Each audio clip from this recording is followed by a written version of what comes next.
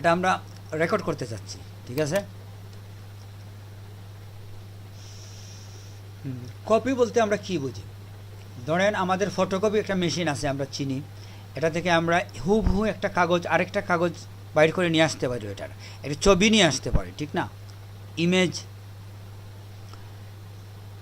তো ধরেন আমি জি একজনকে স্যার। দেখলাম, দেখে ওর স্টাইলটা আমি করলাম, ওর মতো আমি হেয়ার স্টাইল করলাম, এটার তো একটা একটা কপি, ঠিক না। জি স্যার। তো এভাবে আমরা যে কোনো কাজ করার ক্ষেত্রে দুই ধরনের পদ্ধতি আছে। একটা হচ্ছে কপি করে করা, আরেকটা হচ্ছে নিজের মতো করে করা। তো আপনি দেখবেন যদি স্কুল পর্যায়ের প্রশ্ন যেগুলো করা হয় বার্ষিক পরীক্ষায়, ওই প্রশ্নগুলোর মধ্যে যদি আপনি একটু খেয়াল করেন, একটা বিষয় আছে দেখবেন যে একটা প্রশ্ন আপনাকে করলো যে বিদ্যুৎ কি বলতে কি বুঝেন। তারপরে সেকেন্ড প্রশ্নটার সাব আরেকটা অংশ রাখে যে নিজের ভাষায় লিখুন। এই যে নিজের ভাষায় আলোচনা করুন কিংবা নিজের ভাষায় বলুন কিংবা নিজের ভাষায় লিখুন, এটা বলতে আপনি কি বুঝেন? আপনারা কি কখনো এরকম কোনো পাইছেন, স্যার, প্রশ্নের মধ্যে পাইছেন এটা?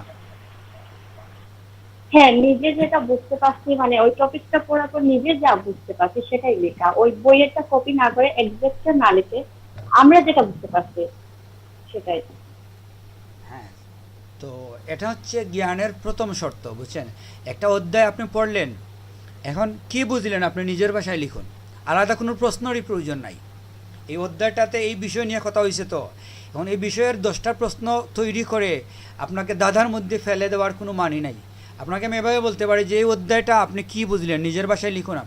আপনি হয়তো বলতে পারেন যে আপনার লেখার লেন্থ কী হবে, আপনি কি 200 ওয়ার্ডের মধ্যে লিখবেন নাকি 1000 ওয়ার্ডের মধ্যে লিখবেন। তো আপনাকে যদি আমি বলে দিই যে আপনাকে 500 ওয়ার্ডের মধ্যে লিখতে হবে, ওই অনুযায়ী আপনার টাইম ফ্রেম একটা যে আপনার বর্ণনাটার একটা ফ্রেম করে ফেললেন যে আমাকে 2 পেজের মধ্যে লিখতে হবে। অতএব ঘটনাগুলো আপনি একটু সংক্ষেপে আলোচনা করলেন, এই। কিন্তু আপনি ওই চ্যাপ্টারটা কী বুঝলেন এটাই হচ্ছে গুরুত্বপূর্ণ। আপনাকে আমি চ্যাপ্টারের বিভিন্ন ম্যাজিক্যাল অংশ থেকে প্রশ্ন করলাম আর আপনি আনসার দিতে পারলেন না, এটা আসলে আপনার জ্ঞানের পরীক্ষা না, বুঝতে পারছেন। টোটাল নলেজ কী, ওইটা হচ্ছে মূল কথা। মধ্যখানে যদি আপনার একটু লিঙ্ক হতে সমস্যা হয়, কোনো সমস্যা নাই। আমরা অনেক সময় আসে না, একটা 3 ঘন্টার মুভি দেখি কিন্তু আসলে থিমটা কি আমরা বুঝে যাই। আমরা হয়তো নির্দিষ্ট কোনো ঘটনা এক্সপ্লেন করতে পারবো না অনেক সময়, কিন্তু আসলে এখানে কী ঘটলো কী ঘটনা এটা আমরা কিন্তু বুঝে নেই টোটাল। তো আমাদের শেখানো হয় কি উল্টে করে, আমাদের শেখানো হয় অংশ অংশ, টোটাল শেখানো হয় না, অধ্যায়টা বোঝানো হয় না। আমাদের বোঝানো হয় কি 5টা প্রশ্নের 5টা আনসার ওই অধ্যায়ের কোথায় কোথায় আছে, ওইটা আপনি দেখে নিন, শিখে ফেলেন। এই যে বিচ্ছিন্নভাবে আপনি শিখলেন, তো এটা শিখতে গিয়ে হইলে টোটালটা আপনার মাথায় আসলো না, আপনি মুখস্থ কপিতে চলে গেলেন। তো কপি ডিপেন্ড আমাদের যে শিক্ষা ব্যবস্থা, এটা আসলে খুবই মানে পেইনফুল। তো এটা থেকে আমাদের বাইর হওয়ার বিভিন্ন পদ্ধতি চর্চা করা হচ্ছে। যেমন আপাতত এক্সাম তুলে দেওয়ার একটা চিন্তা ভাবনা চলতেছে, মনে হয় ক্লাস 3 পর্যন্ত নাকি 5 পর্যন্ত, এরকম 3 পর্যন্ত। এই মুহূর্তে কিছু পাইলট স্কুলের মধ্যে এটা পরিচালিত হচ্ছে পাইলট প্রকল্প হিসাবে, মানে পরীক্ষামূলকভাবে অনেকগুলা স্কুলে 3 পর্যন্ত কোনো পরীক্ষা নেই, এভাবে চলতেছে বাংলাদেশে। এটা কি আপনারা জানেন?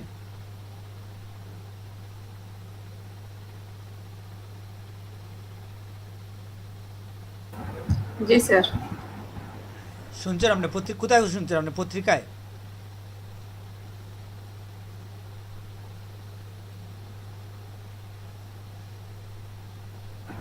জি না স্যার, ফেসবুকে দেখেছি।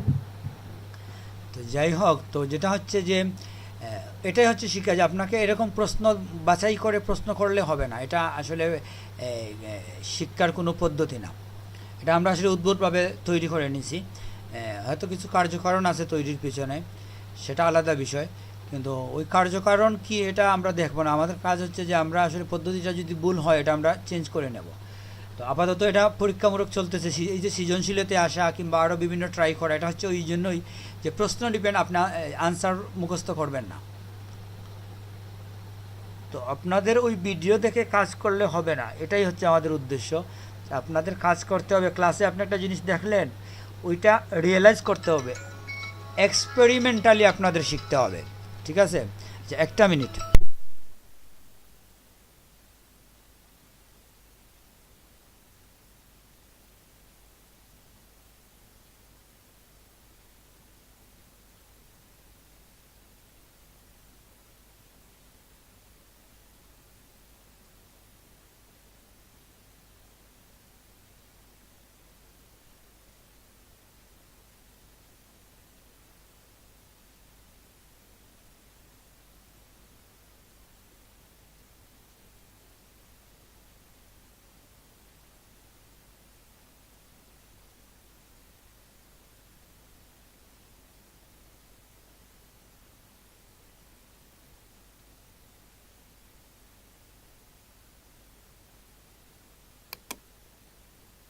জি স্যার, কোনো কিছু মনে রাখা, স্মরণ করে জমা করে রাখা।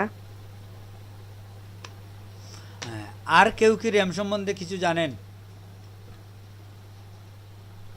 স্যার র্যাম হচ্ছে একটা মেমোরি যেটা যেটা শুধু পড়ার পরেই আপনি আবার মানে ইয়ে হয়ে যায়, স্থায়ী মেমোরি না আর কি, যেটা প্রাইমারি মেমোরি বলা যায়।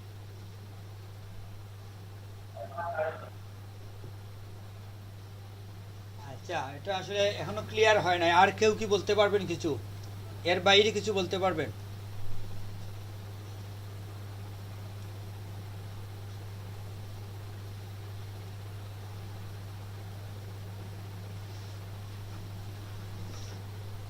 হুম, ঠিক আছে। আমরা যেটা বলছিলাম যে র্যাম র্যাম হচ্ছে কম্পিউটারের একটা মেমোরির নাম। তো মেমোরির ধরন আছে। আমরা কম্পিউটারে কিন্তু সব মেমোরি একই ধরন না, কিংবা একই আচরণ করে না, একই কাজ করে না।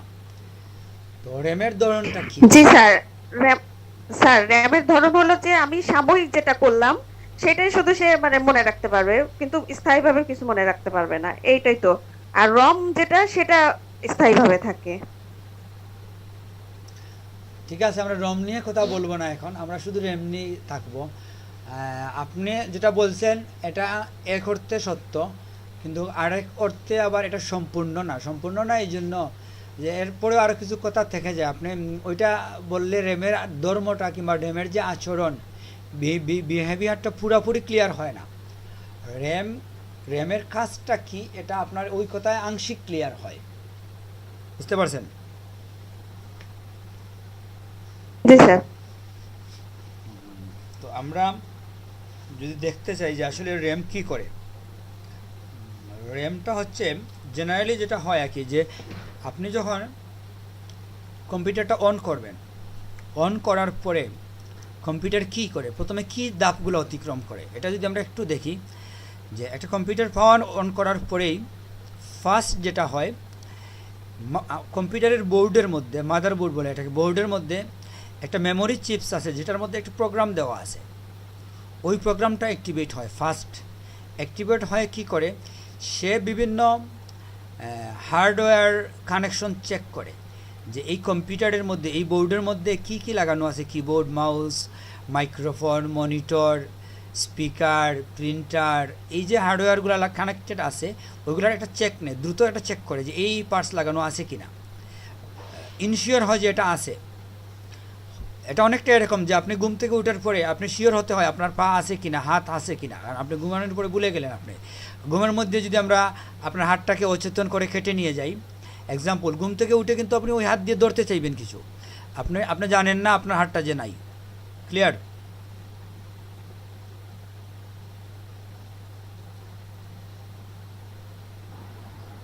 জি জি স্যার। স্যার। তো তাইলে হচ্ছে কি, ঘুম থেকে ওঠার পরে একবার আপনি নিশ্চিত হতে হচ্ছে যে আপনার হাত, পা, চোখ এগুলো ঠিক আছে, আপনি দাঁড়াতে পারেন, উঠে হাঁটতে পারেন। কারণ আমরা ওই সময় ভুলে যাই কিছু। তো কম্পিউটার যখন অফ থাকে, কম্পিউটার ভুলে যায় তার কি কি আছে না আছে, কি অঙ্গ প্রত্যঙ্গ আছে।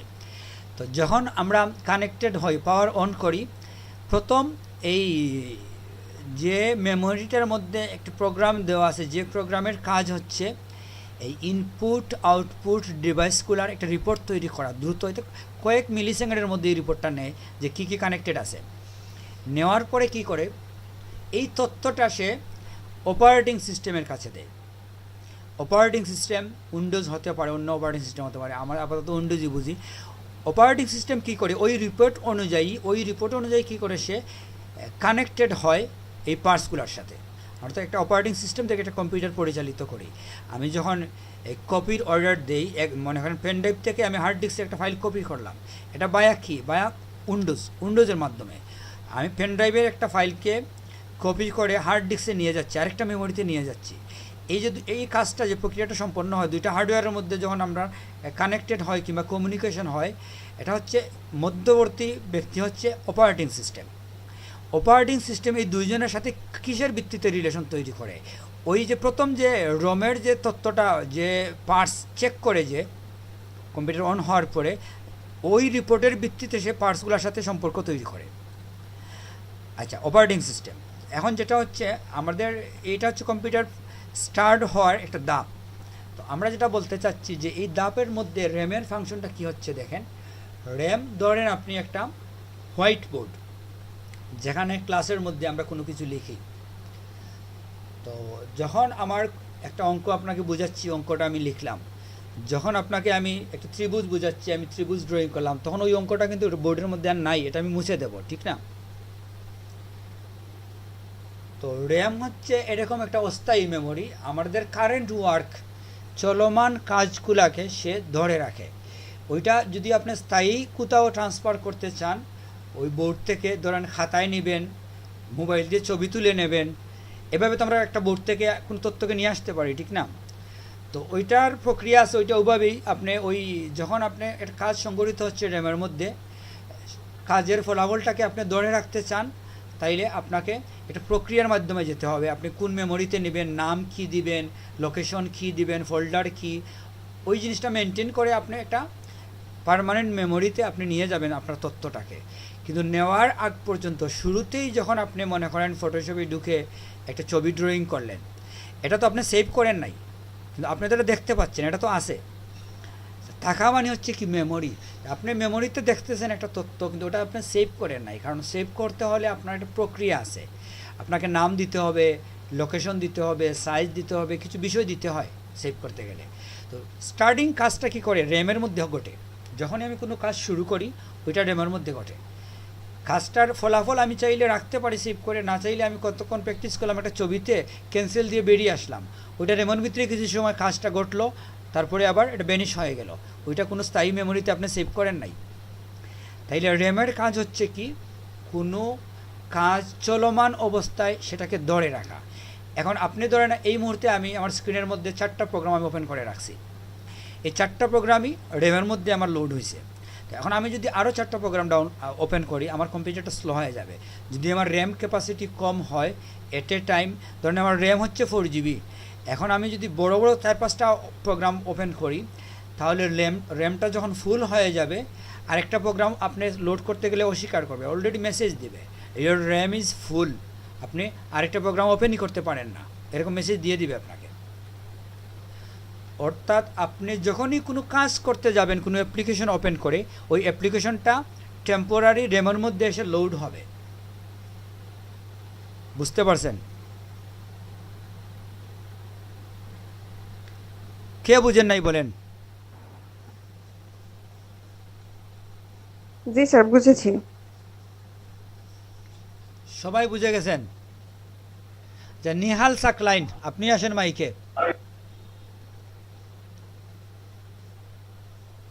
বলেন স্যার। হ্যাঁ, আপনি কি বুঝছেন বলেন? স্যার র্যাম সম্পর্কে যা বলছেন সবই বুঝছি। হ্যাঁ, তো বা র্যামের যতটুকু র্যামের ধরেন জানতে আপনাকে একজনে বুঝিয়ে জিজ্ঞেস বলতে- করলো, আচ্ছা আপনাকে একটা প্রশ্ন দেই, যে ধরেন একজন আপনাকে জিজ্ঞেস করলে যে ভাই র্যামের কাজটা কি কম্পিউটারে, র্যাম বেশি হলে সুবিধা কি, কম হলে কি, ওখানে কি হয়টা কি র্যামের মধ্যে, র্যামের ফাংশনটা কি, কম্পিউটারের যে কর্মযোগ্য এখানে র্যামের ভূমিকা কি, তো আপনি ওকে কি বুঝাবেন? স্যার র্যাম যত বেশি হবে আপনি তত বেশি সফটওয়্যার ওপেন করতে পারবেন, কাজ করতে একটু স্পিড পাবেন, আপনার পিসি পারফরমেন্স ভালো দেবে। হ্যাঁ সেটাই তো। তাইলে র্যামের ফাংশনটা আমরা বুঝছি। আর ওই যে রম একজনে বললো, রম হচ্ছে কি, রম হচ্ছে এরকম একটা মেমোরি বোর্ডের মধ্যে থাকে, যেখানে কম্পিউটার অন করার সাথে সাথেই ওই মেমোরির প্রোগ্রামটা চেক করে ইনপুট আউটপুট ডিভাইসগুলোকে, যেখানে কি কানেক্টেড আছে ওই রিপোর্টটা দিয়ে দেয়, রিপোর্টটা তৈরি করে আমাদের অপারেটিং সিস্টেমকে ডেলিভার দেয়, ওই অনুযায়ী অপারেটিং সিস্টেম কাজ করে। অনেক সময় দেখবেন আপনি একটা পার্টস লাগানোর পরে বলা হয় যে কম্পিউটার রিস্টার্ট করার জন্য। রিস্টার্ট আমরা কেন করব? রিস্টার্ট এর জন্য করব যে রমের যে প্রোগ্রামটা আছে ওটাকে আসলে বায়োস বলে, bias BIOS, basic output input device system. তো ওই বায়োস কী করি আমরা, যখন রিস্টার্ট দেই তার মানে হচ্ছে ওই প্রোগ্রামটা রিচেক করবে ইনপুট আউটপুট ডিভাইসটা। রিস্টার্ট মানে হচ্ছে কানেকশনটা আবার চেক করবে। ধরেন আপনি একটা ডিভাইস লাগিয়ে দিয়েছেন, একটা হার্ড ডিস্ক পোর্টেবল, এখন পাচ্ছে না, আপনি রিস্টার্ট দিলেন মানে কি, আপনি চাইলেন যে বায়াস আবার রিচেক করুক কানেকশনগুলোকে, পুটগুলোকে, যে এখানে আমার একটা নতুন পুট আছে, হয়তো দেখে নাই, তো চেক করতে পারতেছে না, অটো চেকিংয়ে অনেক সময় এরর হয়ে যায় অপারেটিং সিস্টেমে, তখন রিস্টার্ট দিলে আপনি ওটা আবার কানেক্টেড হয়ে যাবে, প্রিন্টারটা কিংবা অন্য কোনো ডিভাইস। সেটাই ওই চেকিংটা আমরা রিচেক করাই আর কি। আমার মনে হয় আমাদের কম্পিউটার স্টাডিং এর একটু ধারণা আমরা পাইছি কিভাবে একটা কম্পিউটার চলে, ঠিক না? জি স্যার। আচ্ছা, আমরা ফটোশপে যাই। আমাদের ফটোশপে লাস্ট কি দেখছিলাম আমরা? লাস্ট আমরা স্পট হিলিং ব্রাশ টুল, ক্লোন অ্যাওয়ার মুভ টুল, তারপর রেড টুল, ক্লোন স্ট্যাম্প টুল, এগুলো দেখেছি। হ্যাঁ, তাহলে আমাদের কি আজকের ক্লাস হচ্ছে গ্রেডিয়েন্ট এটা? স্যার এটা আপনি ঠিক করবেন, এটা আগে না, বলা না। হয় নাই কোনটা দেখাবেন। হ্যাঁ, তো আমাদের তো উপরের জি টুলসগুলো স্যার, জি সব স্যার। শেষ, গ্রেডিয়েন্টের উপরে জি যা স্যার। আছে সবই শেষ। জি স্যার। আপনাদেরকে আমি ইরেজার টুল দেখাইছি। স্যার ইরেজার টুল বলতে যখন ব্রাশ ইউজ করেছিলেন তখন ইরেজার দিয়ে যে মুছে মানে করছেন এগুলো দেখানো হয়েছে, জাস্ট ওই উপরের ইরেজার টুলটা, বাকি দুটো দেখানো হয় নাই।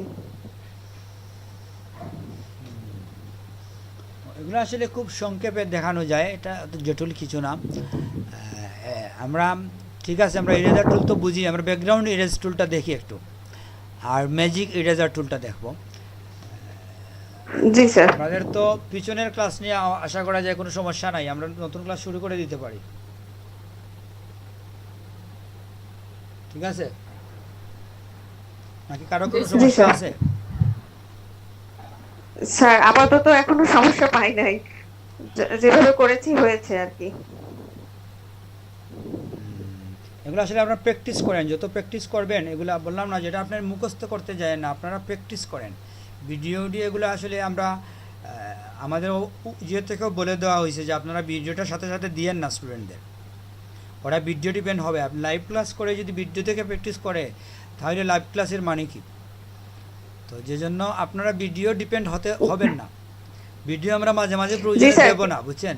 যাতে আপনারা ওই ভিডিও ডিপেন্ড না হন, ওই অভ্যাসটা না গড়ে ওঠে। না স্যার, না তারপরেও শেষের দিকে দিবেন, কারণ অনেকগুলো মানে ভুলে যায়, মানে কি যে মানে করেছেন টুকিটাকি বিষয় মিসিং হয়ে যায়, মানে নিজে নিজে প্র্যাকটিস করলাম, করার পরে মনে হয় যে স্যার যেন আর কিছু দেখালো মনে হয়, এটা আর স্মরণ করতে পারি না।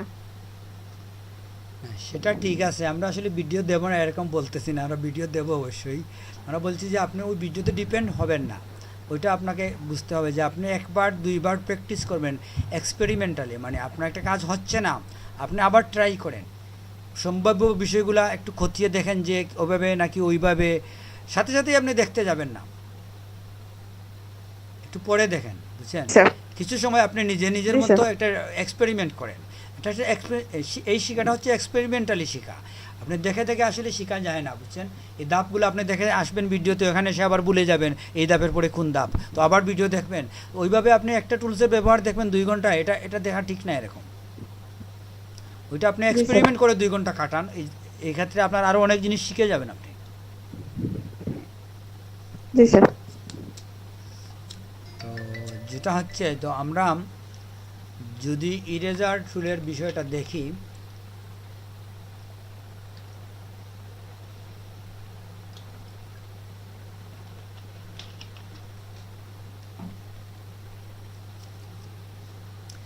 সাধারণত আমরা যখন একটা পেজে আসি, পেজ ব্যাকগ্রাউন্ড লেয়ার পাই আমরা, ঠিক না?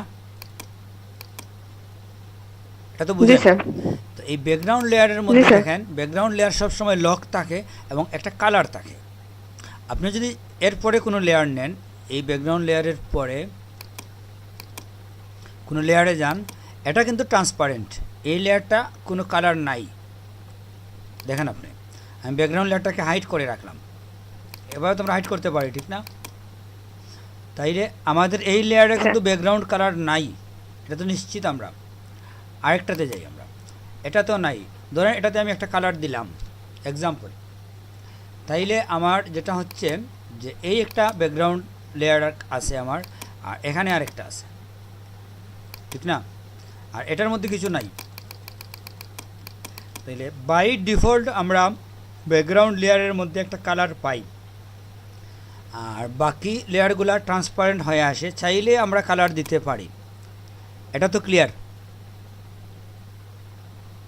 জি স্যার। এখন আমরা যদি দেখি যে আমরা যখন ইরেজার টুলে যাব, ইরেজার টুলে ধরেন আপনি এটাতে আসেন, ব্যাকগ্রাউন্ডে আসেন, এটা আপাতত অফ রাখেন। আপনি যদি এই জায়গার মধ্যে কিছু লিখেন,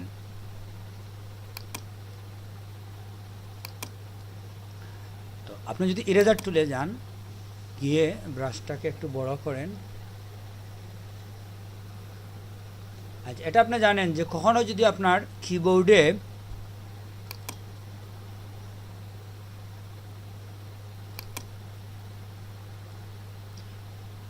জেনারেলি আমরা এভাবে ব্রাশ পাই, এই তো আমাদের ব্রাশ, ঠিক না?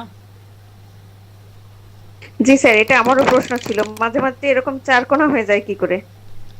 হ্যাঁ, এটা হচ্ছে আমাদের ব্রাশ। তো আপনি যদি শিফট ধরতে গিয়ে ক্যাপস লক ধরেন, তাহলে আপনার ব্রাশটা আর যতই বড় করেন না কেন কিছুই হবে না।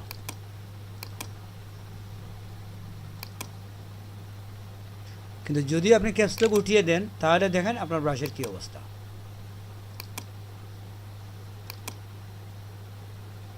যখনই আপনি ক্যাপস লক করবেন, ব্রাশ সাইজ দেখাবে না, আপনাকে দেখাবে ছোটো 4টা লাইনের মধ্যখানে একটা বিন্দু, কেন্দ্র দেখাবে। আমাদের অনেক সময় ব্রাশের কেন্দ্র দেখার প্রয়োজন হয়, ঠিক আছে? তখন আমরা এই পদ্ধতিতে দেখি। বুঝছেন নাকি বুঝেন নাই? যে একবারে বিন্দুর মধ্যখানে আপনি এটা নেবেন, এখানে একটা ক্লিক করবেন, বুঝা গেছে? তো এভাবে যখন আপনার সেন্টার দেখা প্রয়োজন, আপনি ক্যাপস লক অন করে রাখতে পারেন। কিন্তু যখন এরকম প্রয়োজন নাই, আপনি ব্রাশটা ইস্যু করবেন। এই ব্রাশে কিন্তু আপনি কেন্দ্র দেখতে পারেন না চাইলে সাথে সাথে, তো দেখার জন্য আমরা ওইটাতে চলে যাই। বুঝা গেছে?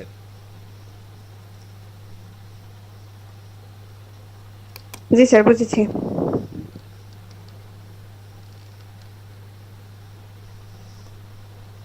আচ্ছা, আমরা যেটা হচ্ছে আমাদের পেজে কি হয়েছে, ছোটো হয় না কেন?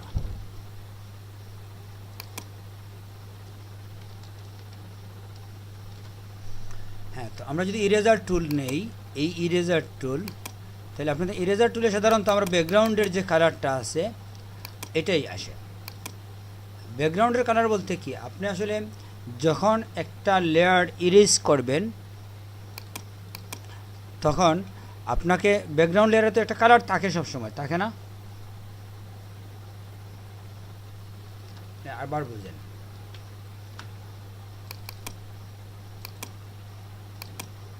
ধরুন এটা আছে আমাদের ব্যাকগ্রাউন্ডে। যখন আপনি মুছতে যাবেন, এখন তো দেখা যাচ্ছে ঠিকই মুছতেছে এই লাইনটা, ঠিক না? জি স্যার। তো মুছে কি করবে, একটা হচ্ছে ট্রান্সপারেন্ট করবে আর একটা হচ্ছে কোনো কালার দেবে। এটা তো দুইয়ের মধ্যবর্তী তো আর কিছু নাই, আছে? আপনি যখন একটা জিনিস মুছবেন, ওইটা হয় সাদা ফিল করে মুছবে, নতুবা ট্রান্সপারেন্ট করবে, কিছুই রাখবে না ওইখানে। তো আমাদের যেটা হচ্ছে ব্যাকগ্রাউন্ডে সাদা কালার আমাদের আছে, সেটা আমরা মুছতে পারবো না, এটা লক করা রাখা, ঠিক আছে? যে জন্য আমাদের অন্য কোনো অ্যাক্টিভিটি একটা লেয়ারের মধ্যে করলে ওইটা মুছে যাবে। ব্যাকগ্রাউন্ড লেয়ারের মধ্যে অন্য লেয়ারেও যান আপনি, কোনো সমস্যা নাই। যদি আপনি কিছু লেখেন এখানে, সেটাও আপনি ইরেজার টুল দিয়ে মুছতে পারেন। এই মুছার পরে কি হচ্ছে, আপনার তো দেখাচ্ছে সাদা, ঠিক না? সাদা দেখাচ্ছে তো। তো আপনি যদি ব্যাকগ্রাউন্ড লেয়ার হাইড করেন, তাহলে দেখেন এখানে সাদা নাই, এটা হচ্ছে ট্রান্সপারেন্ট লেয়ার। কিন্তু ট্রান্সপারেন্টের লাস্ট যে ব্যাকগ্রাউন্ড লেয়ার আছে ওইটাই তো আপনাকে দেখাবে, এটাই তো স্বাভাবিক, ঠিক না? এটা উপরে নেন আপনি, তাহলে এটাও আপনি বুঝবেন যে এটা দিলেও আপনাকে দেখাবে যে গোলাপি হচ্ছে কাটার পরে।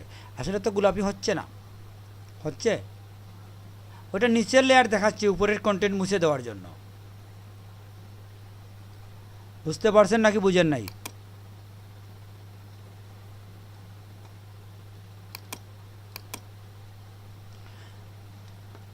তো এটা হচ্ছে আমাদের ইরেজার টুলের প্রথম কাজ, আমরা কোনো কন্টেন্টকে এভাবে মুছি।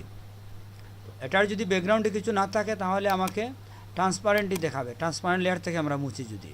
আর যদি ব্যাকগ্রাউন্ড লেয়ার থেকে আমরা মুছি, যেটা হয় যে ওই ব্যাকগ্রাউন্ডটা থাকে।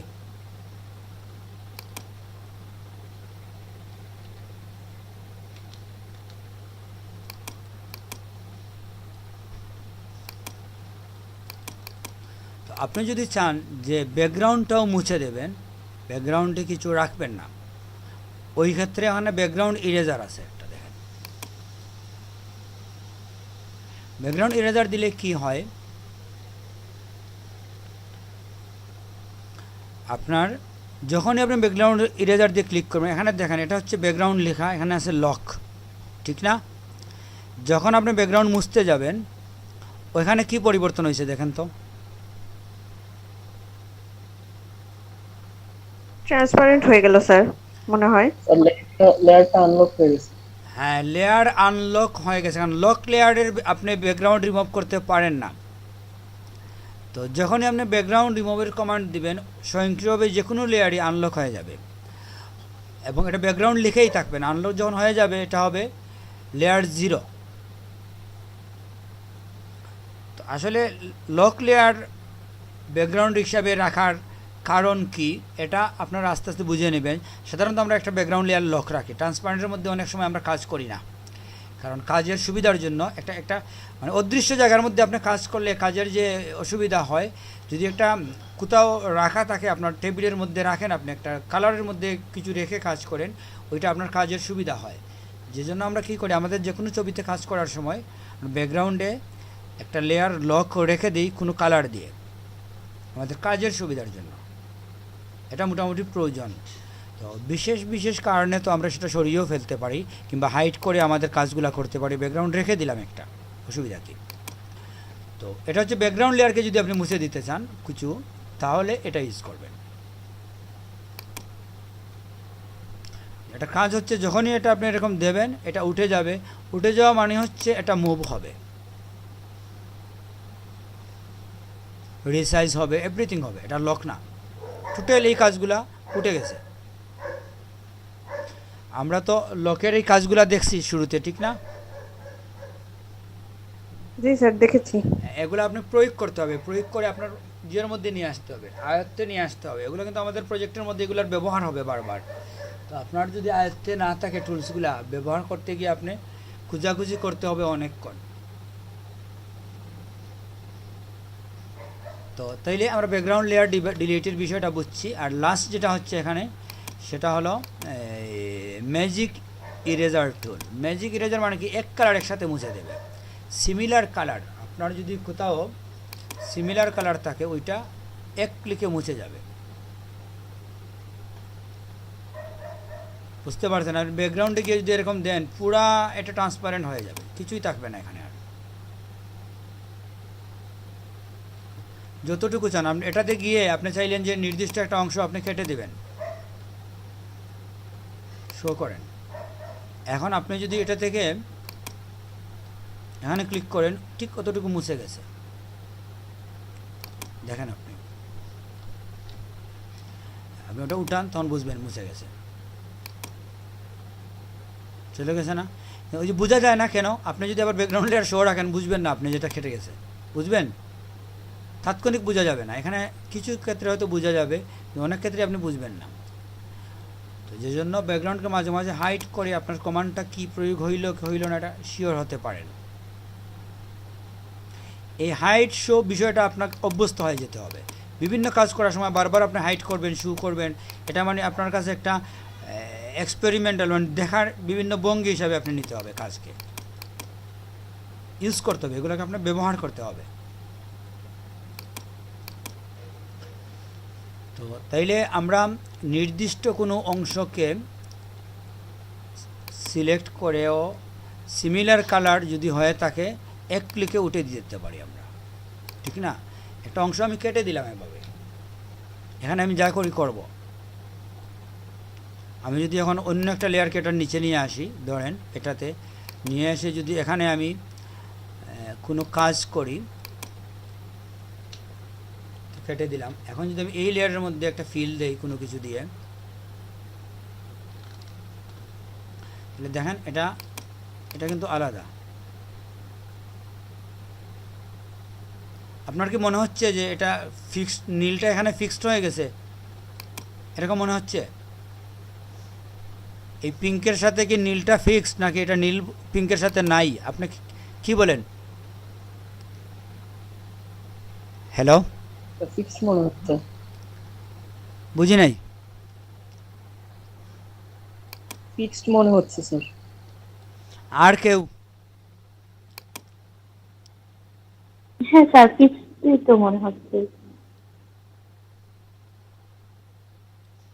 আচ্ছা, স্যার ফিক্সড হলে লেয়ারে ওই 2 নম্বর লেয়ারটা তো ফাঁকা দেখাচ্ছে, তাহলে ফিক্সড হলো কি করে স্যার? এটা তো বুঝলাম না। ফিক্স তো হয় না, ওরা ভুল বলছে, ওরা বললেই এটা কি সত্য হয়ে গেল? এটা এই জিনিসটাই আমি বোঝাতে চাচ্ছি এতক্ষণ ধরে, বুঝছেন, যে এই যে হাইট শুট বিষয়টা কেন, ওইটা ফিক্সড কি ফিক্সড না ওটা আপনি বুঝবেন কিভাবে? ওইটাই হচ্ছে আপনি হাইট করেন লেয়ার ওয়ানকে, করে দেখেন এটা ফিক্সড কি ফিক্সড না। আপনাকে যদি সাদা লেয়ার আমি শো করি আপনার মনে হবে সাদা ফিক্সড, এটা যদি আমি শো করি আপনার মনে হবে এইটা ফিক্সড, কিন্তু আসলে তো এটা ফিক্সড না, বুঝছেন? আপনি 2টা লেয়ার হাইট করে দেখেন, এটা ফিক্সড না, এটা ট্রান্সপারেন্ট। এ ধরনের কাজ করার জন্য আমরা কি করি, যে ওই খালি জায়গায় অন্য পিকচারের কালার, লেয়ারের কালার ব্যবহার করব, তখন চাইলে আমি যে কোনো জায়গায় এই শেপটাকে নিয়ে যেতে পারি, কারণ পুরো ব্যাকগ্রাউন্ডটাই তো আমার নীল, ঠিক না? তো এই সুবিধার জন্য আমরা এটা করি। বুঝা গেছে?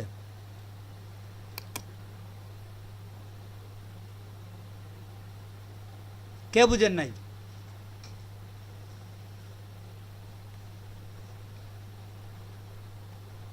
জি স্যার, বুঝেছি তো। এই যাই হোক, তাইলে আর সমস্যা নাই, আমরা সামনে যাই। তো আমাদের আজকের ক্লাসের বিষয় হচ্ছে গ্রেডিয়েন্ট। গ্রেডিয়েন্ট অনেক ম্যাজিক্যাল একটা বিষয়, এখানে আসলে অনেক ইন্টারেস্টিং বিষয় আছে, অনেক আকর্ষণীয়।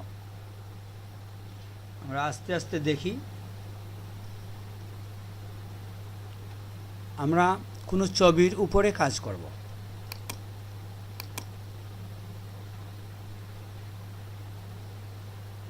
ছবিটা হবে মানুষের। এই ছবিগুলোকে আমি কয়েকদিন কাজ করে নিয়েছি, বিরক্তিকর হয়ে গেছে। এটা কি নেব?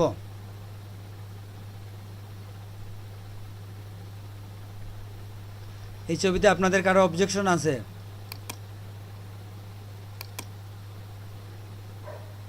হ্যাঁ, এটা অনেক ছোটো ছবি। না স্যার। ঠিক আছে, অনেক ছোটো আছে, এটাতে আমরা কাজ করতে পারি। তো আপনি যখন কোনো ছবিতে কাজ করবেন, যদি মনে করেন একটু ভালোভাবে কাজ করতে চান, শুরুতেই আপনি চাইলে একটা ডুপ্লিকেট লেয়ার নিয়ে নিতে পারেন, একটা রাখলে নাকি রিজার্ভ।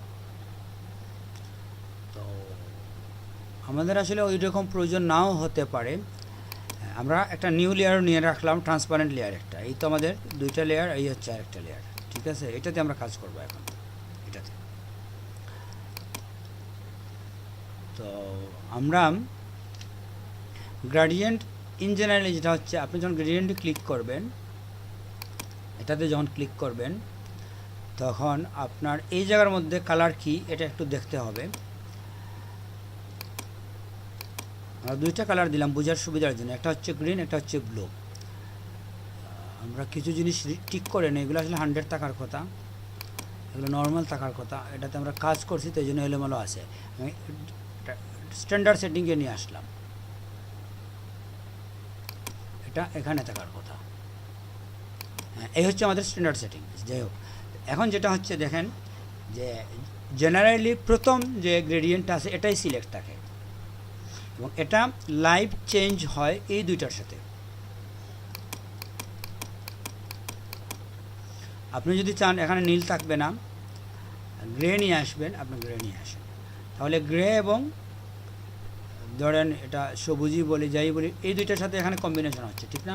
এটা একবার বাম দিকে আসে আর একবার ডান দিকে আসে, এটাই তো, মানে একবার ফোরগ্রাউন্ড হবে, একবার ব্যাকগ্রাউন্ড হবে, বুঝতে পারছেন? এখন এটা হচ্ছে ফোরগ্রাউন্ড কালার। ফোরগ্রাউন্ড এবং ব্যাকগ্রাউন্ড শব্দ দুইটা বুঝেন? স্ক্রিনের মধ্যে লেখা দেখা যায় ফোরগ্রাউন্ড টু ব্যাকগ্রাউন্ড। জি স্যার, দেখা যাচ্ছে। এই যে ফোরগ্রাউন্ড টু ব্যাকগ্রাউন্ড, এটা হচ্ছে সম্মুখ অংশ আর একটা হচ্ছে পেছনের অংশ।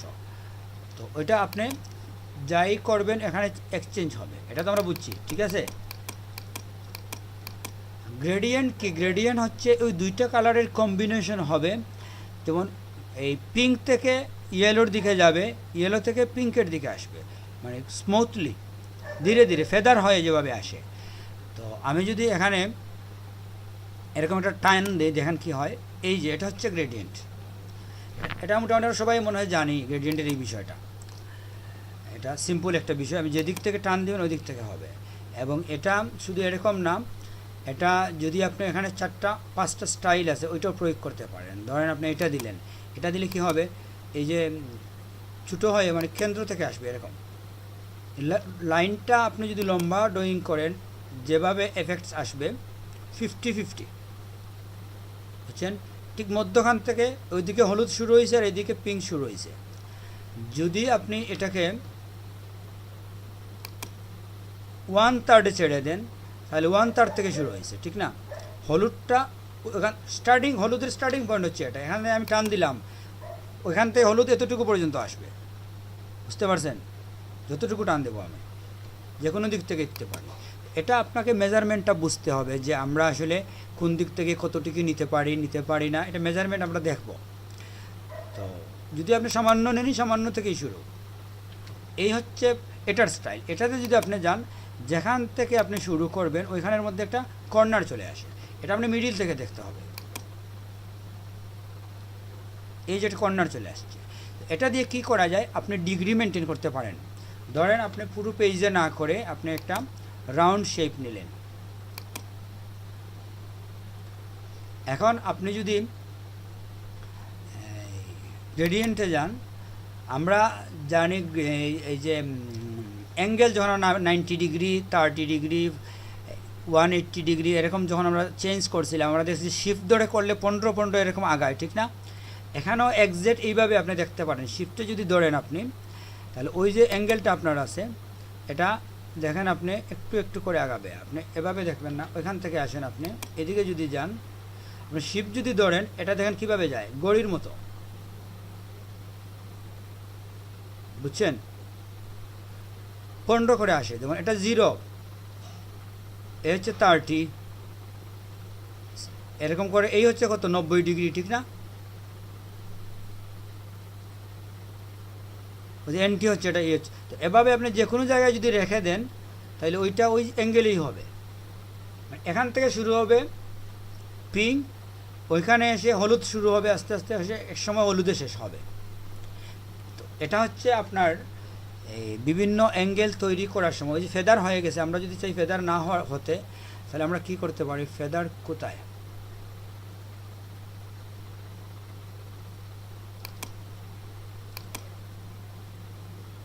ফেদারটা কি আমাদের ব্রাশের মধ্যে,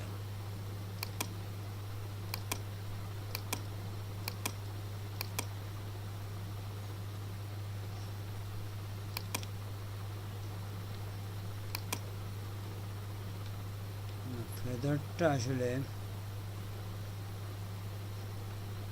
যে ফেদারটা আমি পরে দেখবো। তো এই হচ্ছে আমাদের অ্যাঙ্গেল ঠিক করে দেওয়া, বুঝছেন? যে আমরা কিভাবে অ্যাঙ্গেল করব, নির্দিষ্ট একটা অংশের মধ্যে করলে অংশের মধ্যে করলাম।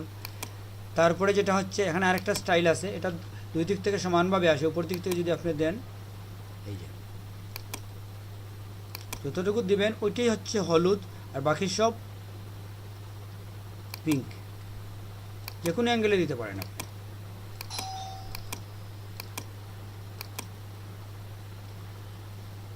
লাস্ট আরেকটা আছে, আচ্ছা 1 মিনিট।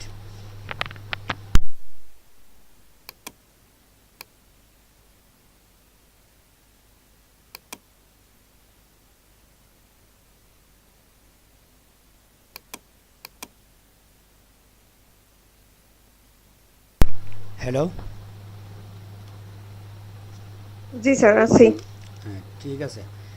তো গ্রেডিয়েন্ট বিষয়টা আমরা দেখলাম যে এখানে আমরা নির্দিষ্ট কোনো শেপের মধ্যেও রাখতে পারি, পুরো পেজের মধ্যেও রাখতে পারি।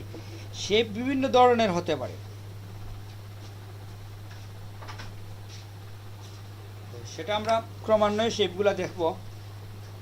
কিংবা আমরা আসলে এটা যে শুধু শেপেই আমরা প্রয়োগ করবো এরকম কিছু না, সরাসরি আমরা বিভিন্ন ছবির মধ্যে এফেক্টস হিসাবে গ্রেডিয়েন্টের ব্যাপক ব্যবহার হয়, বুঝছেন? এবং এটা খুবই কম সময়ে করা যায়। গ্রেডিয়েন্টের সবচেয়ে বড় সুবিধা হচ্ছে অনেক মানে জটিল কাজ আপনি কয়েক সেকেন্ডে করে ফেলতে পারেন, যেটা আসলে জেনারেলি করতে গেলে আপনার অনেক সময় লাগতো। 2 ঘন্টার কাজ আপনি 2 মিনিটে করে নিতে পারবেন। এবং এটা তৈরি করে রেখে দেওয়া যায়। গ্রেডিয়েন্টে আপনি বিভিন্ন দিতে পারেন আলাদা ফাইল পিকচারের মতো, যখন ইচ্ছা আপনি ঢুকে ওইটা লোড করতে পারেন। এইভাবে এই দেখেন, এই যে ফাইল আছে গ্রেডিয়েন্ট লেখা আছে না,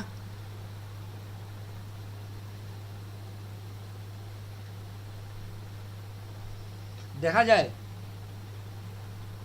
জি স্যার, দেখা যাচ্ছে।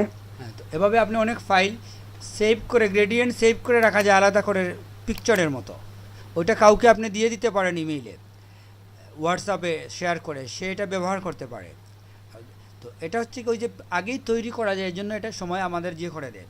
বিভিন্ন এফেক্টস দিয়ে আমরা বানিয়ে রেখে দিলাম, যখন ইচ্ছা ব্যবহার করব। যাই হোক, আমরা যাবো আস্তে আস্তে এইদিকে। আপাতত যেটা হচ্ছে শেপের ব্যাপারটা আমরা বুঝছি, ঠিক আছে, আমরা ওইটা বাদ দিয়ে দিলাম, এই লেয়ারটাই বাদ দিয়ে দিই।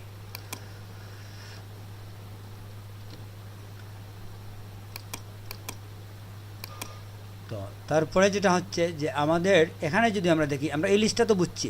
হ্যাঁ, তারপরে যেটা হচ্ছে এখানে আছে ব্লেন্ডিং মোড। ব্লেন্ডিং মোড আমরা অনেকবার দেখছি। এখানে আসলে কিভাবে প্রয়োগ হয়, আপনি যদি আবার আমরা শেপেই থাকি তাইলে এক ধরনের শেপ না, এখন আমরা পলিগোনাল একটা শেপ তৈরি করার কাজ করি। এটার মধ্যে আমরা দেখি যে আমি যদি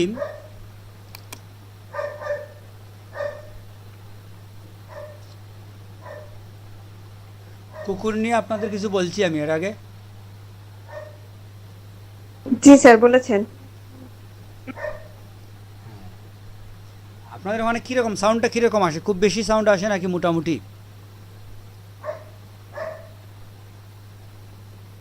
জি স্যার, মোটামুটি আসে। যে ঠিক আছে। তো আমরা যেটা হচ্ছে যে আমরা যদি এই ডিজলভে যাই, এখানের মধ্যে তো অনেকগুলো স্টাইল আছে। ধরেন আমি নর্মাল থেকে ডিজলভে গেলাম, এখন ফিল করলে কি হবে, যেটা হচ্ছে আপনি আসলে ছোটো হিসাবে দেখবেন না, এই সাইড দিয়ে হালকা কিছু কাজ হয়, দেখা যাচ্ছে ঠিক না? এটা যদি আমি এভাবে দেখি,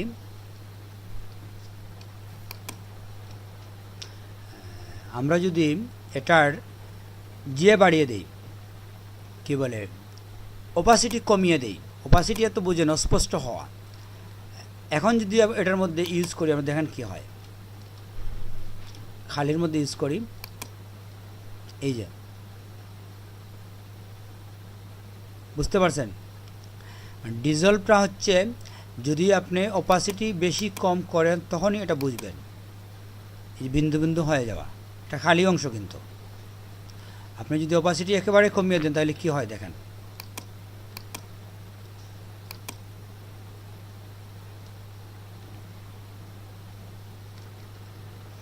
এটা যেহেতু আলাদা একটা লেয়ার, আপনি যে কোনো জায়গায় নিয়ে নিতে পারেন। আমরা আসলে একই লেয়ারে কাজ করছি,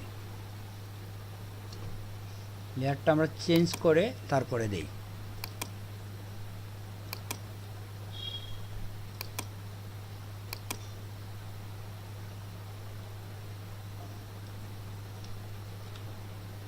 এই তো এই যে হালকা একটা এফেক্ট হচ্ছে আমাদের, এটা আসলে আমরা কি সমস্যা, আমরা তো ওইটাদের মধ্যে দিলাম।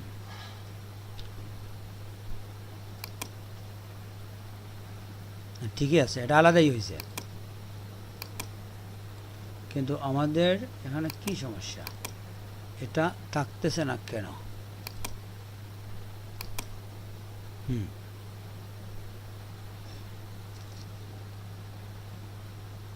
এটা হয় কি, যদি আমি এখানে আপনি ক্লিক দিলে এখানে সব লেয়ার একসাথে সিলেক্ট হবে। তো আমরা যেটা হচ্ছে যে আমরা এই যে এফেক্টটা আমরা ইউজ করলাম, এটার অনেক ধরনের কাজ আছে, বুঝছেন? এটা আপনি বিভিন্ন অ্যাঙ্গেলে বিভিন্নভাবে ডিজলভ করে বা কাজ করতে পারেন। ডিজলভ বাদ দেন, এখানে আরও অনেকগুলো স্টাইল আছে। এখানে তো একমাত্র ডিজলভ না, ঠিক না? অ্যাপ্লাই দেন আপনি। স্যার আমরা যে প্রথমে স্যার সিলেক্ট যে করছি সেটা হয়তো লেয়ারে করা হয়নি, এটাতে করা হয়েছে জন্য ওখানে বোধহয় দেখা যাচ্ছে না, এর হ্যাঁ, জন্য একটু ডিস্টার্ব হচ্ছে, আমরা এটা কেটে দিছি। আমরা যদি আবার করি তাহলে দেখো এখন সমস্যা হবে না আশা করা যায়।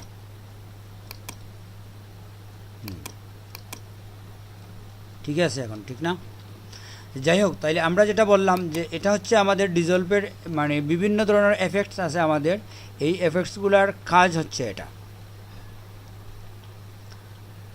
তো আমরা যদি পরবর্তীতে দেখি অন্য যেতে যাই যে আর কি আছে এখানে ডিজলভ, এখানে বাকি যেগুলো আছে ওগুলোর প্রয়োগ আসলে ওইভাবে হয় না। আপনারা এক্সপেরিমেন্ট করে দেখবেন যে আপনি যে কোনো শেপেই যান,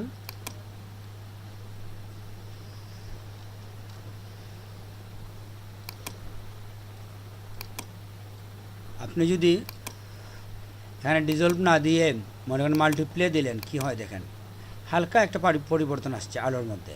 এত কম কেন? কম হচ্ছে এই জন্য যে এখানে আপনার অপাসিটি অনেক কম, এই যে আসছে।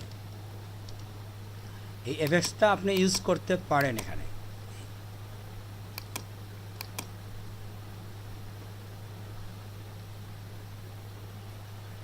এখানে যে দুইটা কালার হচ্ছে হলুদ এবং পিঙ্ক, এটা তো আমরা এখানে নির্দিষ্ট করে দিছি। এখানে কি এফেক্টসটা হবে এটা কোন দুইটা কালারের আমরা ঠিক করে দিতে পারি। শুধু দুইটা কালার না, আপনি এখানে 50টা কালারও দিতে পারেন, ইচ্ছে মতো আপনি গ্রেডিয়েন্ট তৈরি করতে পারেন। এটা রেডিমেড আমরা দেখলাম যে এটা হচ্ছে রেডিমেড একটা কালার, ঠিক আছে? তো আমরা আইডি রাখি তো আমাদের কাজ করতে সহজ হবে।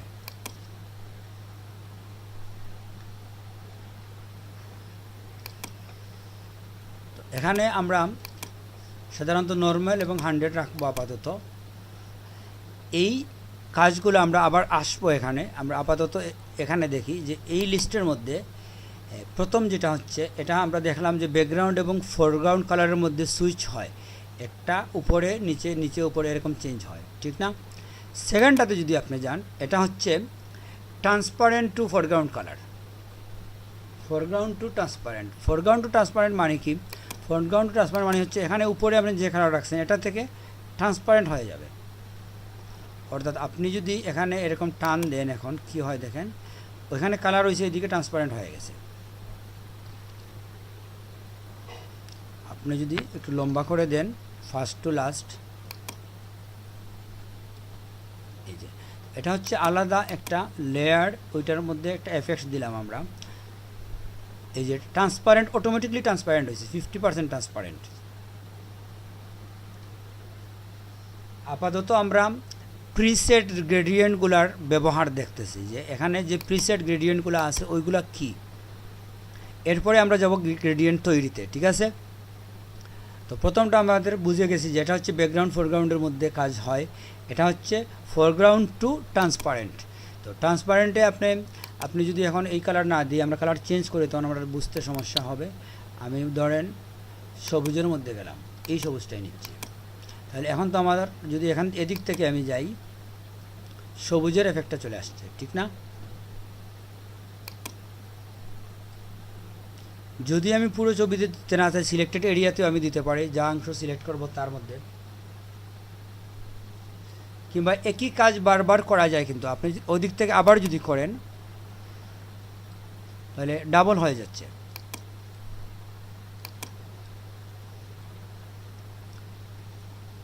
বুঝতে পারছেন?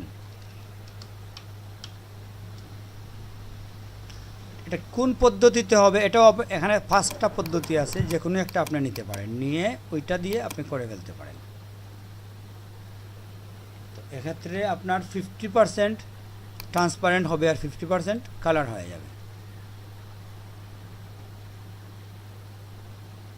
এই স্টাইলের জন্য এটা হচ্ছে।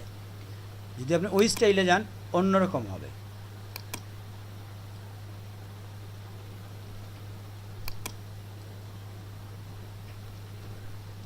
একটু দেন, একটু হবে। লাইনটা যদি ছোটো করে আপনি দেন, ছোটো করে একটা লাইন চলে আসবে এখানে, ওই দিক থেকে যদি আরেকটা দেন ওই দিক থেকে আরেকটা লাইন চলে আসবে।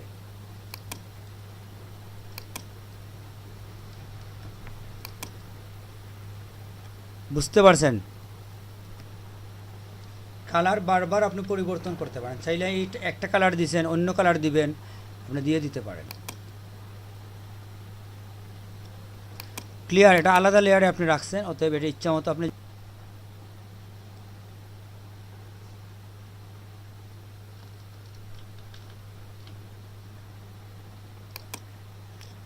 তো এটা আলাদা বিষয়। প্রত্যেকটার মধ্যে আবার 5 ধরনের ডাইমেনশন আছে, এটা আপনি চেক করবেন। তো এখন যেটা হচ্ছে, তাইলে আমরা ট্রান্সপারেন্ট ব্যাপারটা বুঝলাম। থার্ড যেটা হচ্ছে ব্ল্যাক অ্যান্ড হোয়াইট, মানে সাদা থেকে কালোর দিকে যাবে। এটা যতটুকু করবেন আপনি ততটুকুর মধ্যে।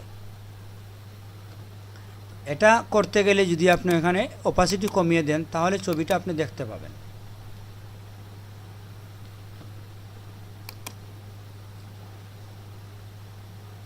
ট্রান্সপারেন্ট হওয়ার জন্য আপনাকে ছবিটা দেখাচ্ছে।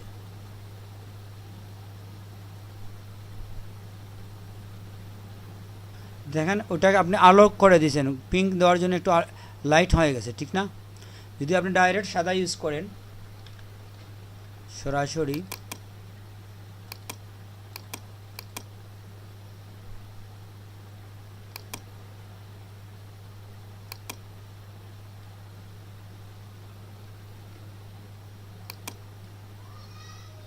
ছবিটা লাইট চেঞ্জ হয়ে গেছে না?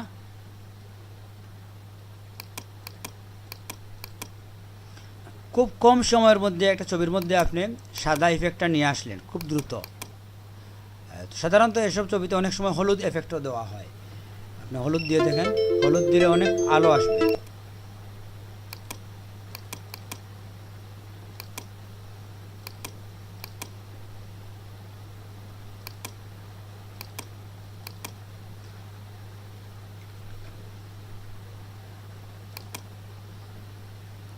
আচ্ছা, ওই এফেক্টটা যাওয়ার পরে এই হচ্ছে, ঠিক আছে। আর এই লেয়ারটা আমরা ডিলিট করে দিই, এটাতে আমরা দেখি। এটা হচ্ছে হলুদ, কিন্তু এখানে আপনি এত হলুদ বুঝবেন না, সামান্য একটা এফেক্ট আসবে। এটা ছবিটার মধ্যে অনেক পার্থক্য করে দিচ্ছে, দেখেন, ঠিক না?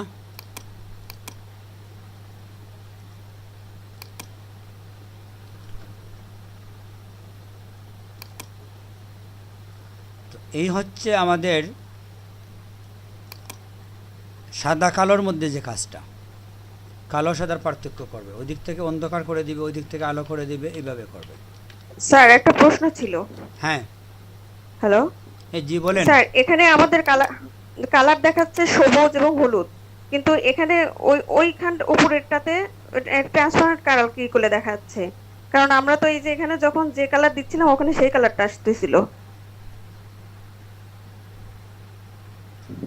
আপনার প্রশ্ন আমি পুরোপুরি বুঝি নাই, তবে আপনার আনসার ওইভাবে দিতে পারি যে আমি ট্রান্সপারেন্টটা বাড়িয়ে দিলাম, দিয়ে আমি যদি কাজ করি তাহলে কি হয়, ছবিটা কতটুকু দেখা যাচ্ছে। জি না স্যার, আমি এটা বলি নাই, আমি বলতে চাচ্ছি যে এখানে আমরা নিচে কালার, যে ব্যাকগ্রাউন্ড সবুজ আর উপরে হলুদ আছে, কিন্তু আমরা যখন ওই যে উপরের দিকে যাচ্ছি, মানে 5টা শেপের পাশে ওখানে ট্রান্সপারেন্ট কালার দেখাচ্ছে।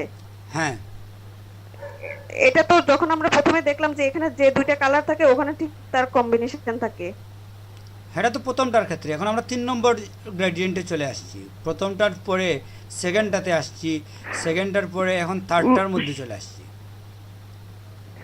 ও, এর জন্য ওখানে চেঞ্জ হতে থাকবে। হ্যাঁ, কারণ এখানে আমি, এটা হচ্ছে কি ফোরগ্রাউন্ড এবং ব্যাকগ্রাউন্ড কালারের মধ্যে কম্বিনেশন, এটা হচ্ছে কি ফোরগ্রাউন্ড টু ট্রান্সপারেন্ট, এটা হচ্ছে কি সাদা কালোর মধ্যে কম্বিনেশন। এখানে যখন আপনি যাবেন অন্য কম্বিনেশন হবে। জি স্যার, তখন আর এই দুইটা কালার কাজ করবে না নিচের।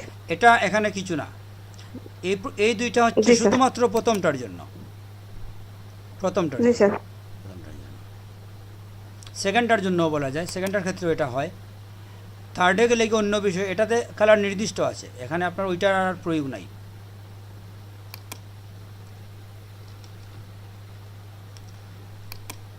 তো এই 1 2 3 পরে আমাদের আর দেখার কিছু না, এগুলো হচ্ছে মাল্টি কালার। যেটাই আপনি দেবেন ওইটা ওইখানে আসবে। কতটুকু গাঢ় হয়ে আসবে এটা ডিপেন্ড করবে ওখানে আপনি কি দিচ্ছেন, বুঝতে পারছেন? এটার উপরে ডিপেন্ড করবে অস্পষ্ট কতটুকু হয়।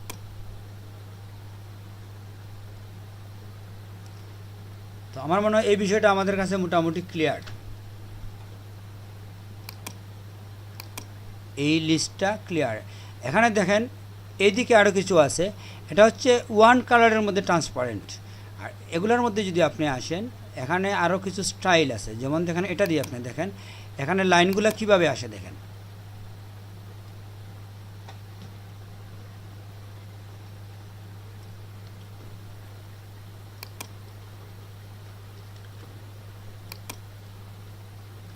এভাবে আপনি লাইন দিয়ে দিতে পারেন। কতটুকু লাইন দেবেন এটা ডিপেন্ড করে, কিংবা কি ট্রান্সপারেন্ট হবে লাইনের মধ্যে এটা তো আপনি বলে দেবেন।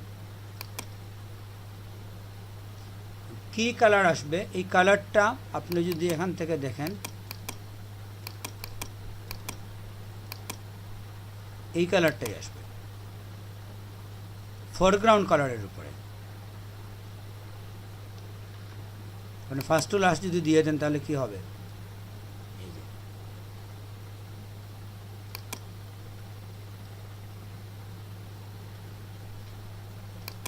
এই যে আপনি একটা ব্যাকগ্রাউন্ড তৈরি করলেন, এটা একটা ব্যাকগ্রাউন্ড, কিন্তু মাত্র 2 সেকেন্ডে আপনি একটা ব্যাকগ্রাউন্ড তৈরি করে নিয়েছেন, ঠিক না?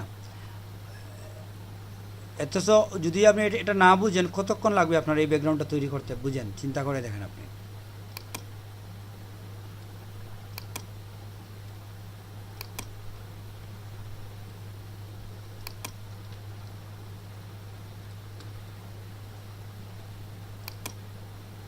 বুঝতে পারছেন?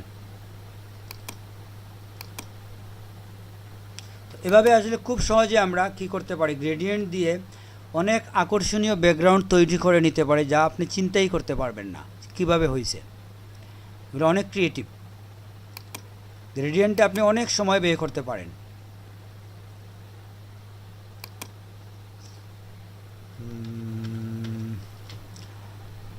তো আমরা এখানে ছিলাম যে এগুলো হচ্ছে ট্রান্সপারেন্টের সাথে বিভিন্ন স্টাইলের লাইন ব্যবহার হবে।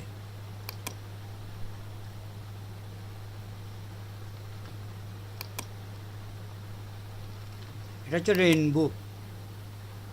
এটার অপাসিটি কি হবে আপনি ঠিক করতে পারেন।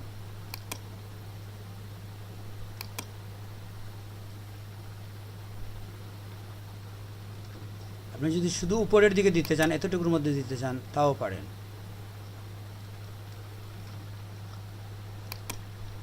তো তাইলে আমরা মোটামুটি এগুলা প্রয়োগের বিষয়টা আমরা বুঝে গেছি।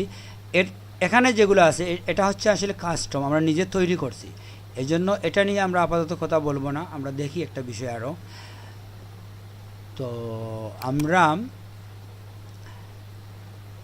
এখন যেটা দেখব যে যদি আমরা এখানের উপরে নরমাল করে দিই, এই অংশের উপরে ক্লিক করি, তাইলে কি হয়, এই জায়গার মধ্যে গ্রেডিয়েন্ট এডিটর নামে আলাদা একটা ডায়লগ বক্স চলে আসে, ঠিক না? এই ডায়লগ বক্সে কী করে দেখায় যে আপনার কালারের কম্বিনেশনটা কীরকম, কোনটা কিভাবে বানানো হয়েছে। চাইলে আপনি আবার এডিটিং করতে পারেন এটার মধ্যে। এখানে বিভিন্নভাবে এটা মেনটেন করে এখানে বিভিন্ন ধরনের গ্রেডিয়েন্ট তৈরি করা যায়, প্রত্যেকটাই কাস্টম, ইচ্ছে মতো মেনটেন করা যায়। এক্সাম্পল দেখেন, আমি এগুলো মুছে দিচ্ছি আপাতত। আমার এখানে এক কালার আছে, ওয়ান কালার, এই কালারটা আছে হলুদ। তো আমি যদি এখানে আবার ক্লিক করি, আবার হলুদ আসবে, আবার হলুদ আসবে। যে কোনোটাকে আমি যে কোনো জায়গায় প্লেসিং করতে পারি। ধরেন এটাকে যদি আমি ধরে এখানে 50 লিখি, তাহলে ঠিক মিডিলে চলে আসবে, ঠিক মিডিল। এটা আপনি এখানে নেন, এটা এখানে নেন, আর এটা হচ্ছে 50 মানে হচ্ছে একেবারেই সেন্টার। এটার অবস্থান দেখেন আপনি 99, এটা হবে 100। হ্যাঁ, এটার অবস্থানটাও দেখেন আপনি কত, 0। এটা হচ্ছে 0, এটা হচ্ছে 100, এটা হচ্ছে 50, ঠিক না? এই যে তিনটার প্লেসিং এখানে দেখাচ্ছে, লোকেশন দেখাচ্ছে। তো আপনি যে আপনাকে প্রত্যেকটার মধ্যে আবার দেখেন, আমরা এটার কালার ভিন্ন করি, তখন আমরা বুঝতে সহজ হবে। যে কোনোটার কালার বদলানোর জন্য এখানে আপনি যাবেন, গিয়ে একটা কালার চয়েস করবেন। তো এই যে নীল যেটা হচ্ছে, এই নীলটা এখান থেকে, এটা হচ্ছে স্টার্টিং পয়েন্ট, এদিকে নীল হচ্ছে, এদিকেও নীল হচ্ছে। তো এই নীল এবং এই হলুদের মধ্যবর্তী 50% হচ্ছে এটা, ঠিক আছে। আপনি যদি চান যে আপনার নীলটা 50 থাকবে হলুদের সাথে, সেটা আলাদা বিষয়, আপনি দুইটাতে দেখেন, ওইটা আমি বাদ দিয়ে দিই। এই এখন যেটা হচ্ছে যে এই হচ্ছে আমাদের 50%, এখান থেকে এদিকে নীল শুরু হয়েছে, হলুদ কমবে এবং নীল বাড়বে, এদিকে নীল কমবে এবং হলুদ বাড়বে, এটাই তো। আপনি যদি চান না 50-50 রাখবেন না, আপনি 75 দিলেন, তাহলে কি হচ্ছে 75 পর্যন্ত হলুদের প্রাধান্য থাকবে, আর 25-এর মধ্যে নীল। এই দুইটার মধ্যেও আবার এখানে একটা সেন্টার আছে, ওইখান থেকে ওটার 50% থেকে শুরু হবে এইটা। তো এই হচ্ছে আমাদের, যদি আমি কালার কম্বিনেশন করতে চাই কোথায় রাখবো, এটা আমাদের ইচ্ছার বিষয়। তো এখানে আমরা বলে দিতে পারি, এটা কিছু রুলস আছে আপনার রাখার। আপনি ওই যে 100, 50, 4 ভাগের 1 ভাগ। তো আপনি যদি একাধিক কালার দিতে চান, আমরা বলছি যে আমরা এখানে যতই ক্লিক করব ওইটার সাথে ওইটার কম্বিনেশন হবে। তো এখন আপনি যদি চান এটাকে সেভ করে রাখবেন, জাস্ট এখানে নিউতে ক্লিক করলেই এটা এখানের মধ্যে সেভ হয়ে যাবে। এই যে চলে আসছে, এটা আপনি যে কোনো সময় ব্যবহার করতে পারেন। শুধু যে কোনো সময় না, আপনি যদি চান যে এখান থেকে এই 3টা গ্রেডিয়েন্ট আমি একজনকে দিয়ে দেব, ইমেইলে পাঠিয়ে দেব, ওইটা আলাদা করে সেভ করে পাঠিয়ে দেওয়া যায় এবং সেও এটা ব্যবহার করতে পারে। এটা আমরা দেখব, কাস্টমটা আমরা তৈরি করা দেখলাম, যেভাবে যে কোনো কিছু করে ওখান থেকে নিউতে দিলেই সেভ হবে, ঠিক না।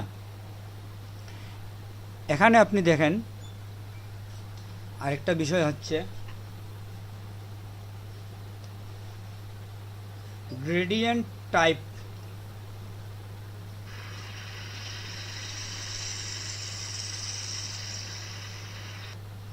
গ্রেডিয়েন্ট টাইপের মধ্যে লেখা আছে সলিড।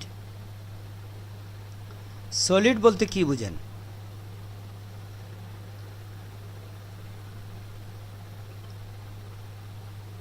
স্যার সলিড বলতে তো এরকম জিনিস, মানে কঠিন জিনিস, মানে ফিক্সড এরকম বোঝায়।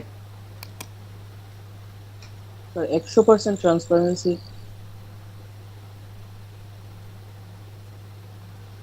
এটা হচ্ছে স্মুথনেস, 100%। সলিড জিনিসটা হচ্ছে আমাদের কালারের ক্ষেত্রে সলিড শব্দটার ব্যবহার হয় এরকম যে আপনি যদি বলেন যে আমার একটা বইয়ের প্রচ্ছদ হবে, প্রচ্ছদের কালারটা হবে সলিড ব্লু, আর টেক্সট হবে সলিড রেড। কালারের ধরনটা আপনি এভাবে বলতে হবে। তো সলিড ব্লু বলতে কি বোঝায়, যে একেবারে 100% ব্লু থাকবে আমার প্রচ্ছদের ব্যাকগ্রাউন্ডটা, আর লেখাটা হবে 100% রেড। যদি আপনি সলিড না বলেন, আপনি যদি মনে করেন লালটা 80% দেন,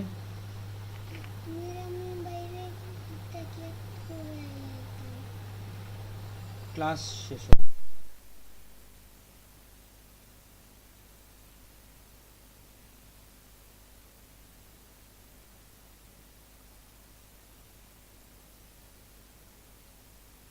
আচ্ছা ঠিক আছে, তো আমরা যেটা বলছিলাম যে আমাদের সলিড হচ্ছে 100% একটা কালার, এটাকে বলা হয় সলিড কালার। সলিড কালার মূলত এই মৌলিক কালারগুলোকেই সলিড কালার বলা হয়। যখন আপনি 30% পিঙ্ক আর 20% গ্রিন দিয়ে একটা কালার তৈরি করবেন, ওটা সলিড কালার না। বোঝা গেছে?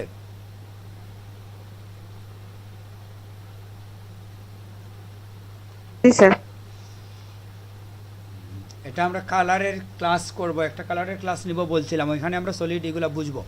তো যাই হোক, আপাতত সলিড আছে আমাদের এখানে। আমরা কি করলাম, ওইখানে যদি আমরা নয়েজ দিই তাহলে কি হয় দেখেন। নয়েজ দিলেই আমাদের এখানে একটা কালারের গ্রাফ চলে আসে, যে আমাদের মৌলিক কালার হচ্ছে এখানে 3টা, রেড, গ্রিন এবং ব্লু। এটা হচ্ছে আলোর কালার। তো আমাদের ছবিগুলো বেশিরভাগ আলোর সাথেই সম্পর্কিত।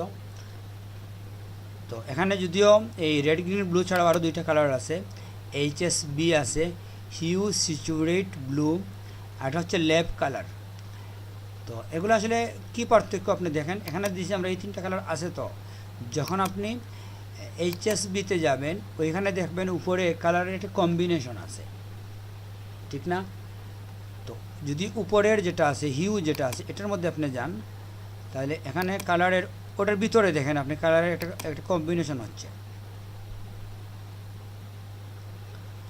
এখানে যে দুইটা বিষয় হচ্ছে, এটা হচ্ছে রেড থেকে হোয়াইট, এটা হচ্ছে রেড থেকে ব্ল্যাক। মানে এটা যদি আপনি নিচ দিকে নিয়ে যান তাহলে যেটা হবে, রেড অফ হয়ে কালো হয়ে যাবে। কালো হলে আমরা কিছু দেখি না সাধারণত, কিন্তু যদি আপনি সাদা করেন রেড অফ করে, তাহলে কিন্তু রেড ছাড়া বাকি সব দেখতে পাচ্ছেন আপনি, শুধু এখানে রেড আসবে না। তো এটা মূলত রেডের মধ্যেই, রেডের কাজই বেশি এটার মধ্যে। লেবে যদি আপনি যান তাহলে এখানে দেখেন আপনি আবার এরকম কিছু কম্বিনেশন আছে, হলুদ থেকে নীল এবং পিঙ্ক থেকে এই নীলের, আকাশ নীলের মধ্যে একটা কালার চলে আসছে। তো এটার মধ্যে আপনি কম্বিনেশন নিতে পারেন, দেখেন ওইখানে আপনাদের কম্বিনেশনটা চেঞ্জ হচ্ছে। এটা আসলে মুখস্থ কোনো বিষয় না, এটা আপনি দেখবেন, দেখে বুঝবেন যে আপনার কালারের যে ভ্যারাইটি আসছে ওইটা কীরকম, আপনার পছন্দ হলো কি না, মানে এটা ব্যাকগ্রাউন্ড হিসাবে আসবে। তো আপনার যেটাই পছন্দ করেন না কেন, পছন্দ করার পরে আপনি যদি নিউর মধ্যে দিয়ে দেন, আপনি চাইলে নাম তৈরি করতে পারেন এটার মধ্যে। আপনি যদি চান নেমে গিয়ে আপনি নাম দিয়ে দিতে পারেন। ধরেন আমি এটার নাম দিলাম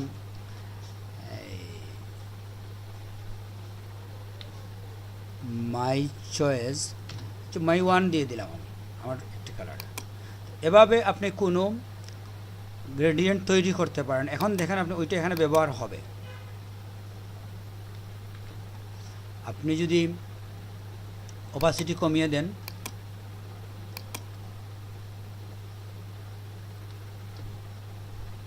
নির্দিষ্ট অংশতে করতে চান নির্দিষ্ট অংশতে করতে পারেন। মেন কথা যেটা হচ্ছে যে এটা এক ধরনের ব্যাকগ্রাউন্ড হিসাবে আমরা ব্যবহার করি সাধারণত, অপাসিটি কমানোর কোনো বিষয় না, ব্যাকগ্রাউন্ড হিসাবে ইউজ করে উপরে আমরা কোনো কাজ করব।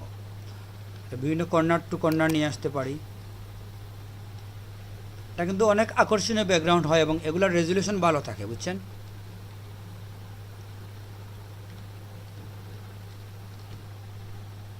এখানে আপনি যে কোনো জিনিস রাখেন দেখবেন আকর্ষণীয় হবে। এভাবে আমরা অনেক ইন্টারেস্টিং ব্যাকগ্রাউন্ড তৈরি করে সেভ করে কাউকে পাঠিয়েও দিতে পারি। যে একজন বললো যে আপনার এই গ্রেডিয়েন্টটা তো আমার খুব ভালো লাগছে, গ্রেডিয়েন্টটা কীভাবে তৈরি করছেন একটু দেন। মানে এগুলো কিন্তু বানানো যায় না, বারবার আপনি বানাইতে পারবেন না, এগুলো ক্রিয়েটিভ। একই ধরনের গ্রেডিয়েন্ট আবার আপনি তৈরি করা অনেক কঠিন বিষয়, দেখে কিংবা আবার চাইলে তো এটা আমরা সেভ করে রেখে দিতে পারি। তো ধরেন এখন আমরা সেভের প্রসঙ্গতে যাই, যে ধরেন আমি এখান থেকে এই 3টা গ্রেডিয়েন্ট আমি সেভ করব, কয়টা করব আমার ইচ্ছা। তো আমরা কি করতে পারি, এখানে দেখেন যে আমরা যদি কোনো গ্রেডিয়েন্ট ডিলিট করে দিতে চাই এখান থেকে কিন্তু ডিলিট করা যায়। তো সেভ করার আগে যা বলতে হয় যে গ্রেডিয়েন্টগুলো আপনার অপ্রয়োজনীয় এগুলো আপনাকে ডিলিট করে দিতে হবে, কারণ এখানে যা আছে তাই সেভ হবে যদি আপনি সেভ ফাইল হিসাবে তৈরি করতে চান। এক্ষেত্রে আপনার বেশি থাকলে আপনি এগুলা রিমুভ করে দিলেন। ওখান থেকে আমরা আরও কিছু কমাই। আমরা এখন তৈরি করছি এটা না, তারপর আমরা কয়েকটা রাখলাম।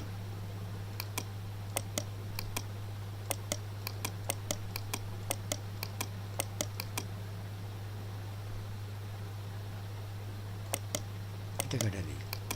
ধরুন এই 7টা গ্রেডিয়েন্ট আমি আপনাদের দেব এখন আপনার কাজ করার জন্য। আমি কিভাবে দেব, এখান থেকে দেখেন আমি সেভে ক্লিক করব। সেভও ক্লিক করলে এখানে লেখা আসবে ফাইলের নাম।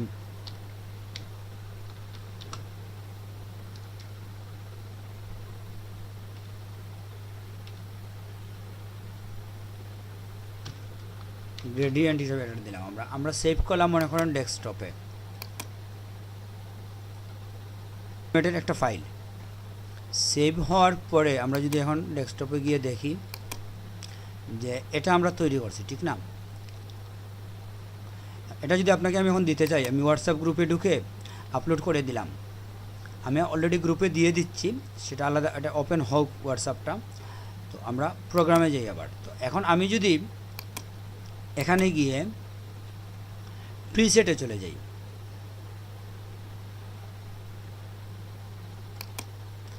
প্রিসেটে গেলে যেটা বলবে যা আছে এটা রেখে আরও বাকিগুলো আসবে নাকি এটা রিপ্লেস হয়ে যাবে। আপনি যদি ওকে দেন এটা রিপ্লেস হয়ে যাবে, আর যদি আপনি ওকেতে না দিয়ে অ্যাপেন্ড দেন, তাহলে এটা রিপ্লেস না হয়ে যা আছে তা রেখেই নতুনগুলো আসবে। তো আমরা ওকে দিয়ে দিচ্ছি রিপ্লেসের জন্য। এটা হচ্ছে অরিজিনালি এইগুলোই ছিল, এটাই ছিল। তো এখন আপনি যদি কোনো কারণে চান যে একটা লেয়ারের মধ্যে আপনি আপনার ওই যে এটা হচ্ছে আপনাদের ব্যাচ, আমি ইয়েতে গেলাম এই অ্যাটাচডের মধ্যে গিয়ে আমরা কি করব, ডকুমেন্ট আপলোড দেব। ডকুমেন্টে গিয়ে আমরা এখানে ডেস্কটপে দেখব, এটা হচ্ছে আপনাদের গ্রেডিয়েন্টটা, আমি আপলোড করে দিলাম। এই যে আপনার গ্রেডিয়েন্ট ফাইলটা আপনি পাইছেন, এটা আপনি যখন ডাউনলোড করবেন তখন তো আপনার এরকমই আসবে, ডেস্কটপে আমরা যেভাবে পাইছি এরকমই আসবে।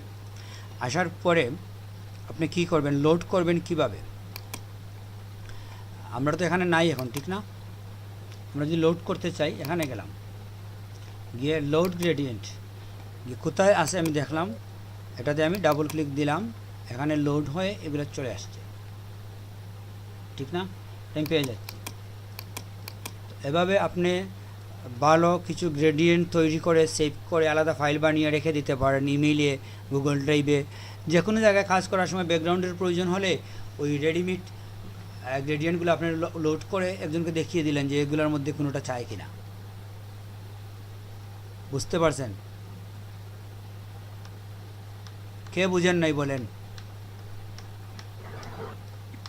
জি স্যার বুঝেছি। এটা আসলে খুবই ইন্টারেস্টিং বিষয়। তো আমরা গ্রেডিয়েন্টের একটু বিকল্প একটা ব্যবহার দেখব, দেখে আমাদের ক্লাস শেষ করে দেব। বিকল্প ব্যবহার বলতে শুধু যে ব্যাকগ্রাউন্ড তৈরি করি তা না, একটা পিকচারের মধ্যে কত ধরনের এফেক্ট আমরা দিতে পারি গ্রেডিয়েন্ট থেকে, সেটা বোঝার জন্য আমরা একটা পিকচার নিয়ে আসব, এটাই নিয়ে আসি। এটা আমরা একটা ক্লাসে দেখছিলাম যে ওই অংশটা কি, ওই অংশটা কি। তো যেহেতু পাশাপাশি আসে আমাদের জন্য সুবিধা, পার্থক্য বুঝবো আমরা। তো এই যে ছবিটাকে আমরা করছি কি বলে,